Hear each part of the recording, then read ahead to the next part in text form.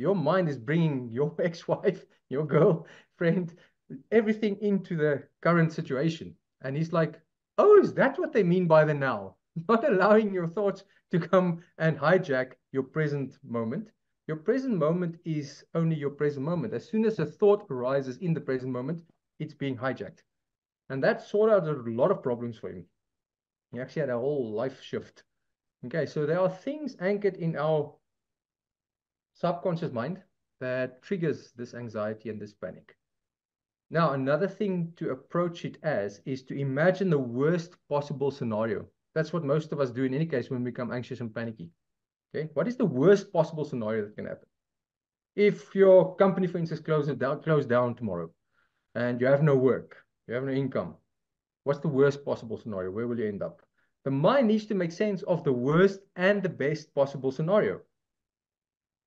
Now, if you do that, and if I'm a great believer in this dualistic universe that we have to understand the dual sides of everything. Okay, every emotion, every experience, everything we do has dual sides. There's no positive without a negative, and there's no negative without a positive. It's impossible on this planet.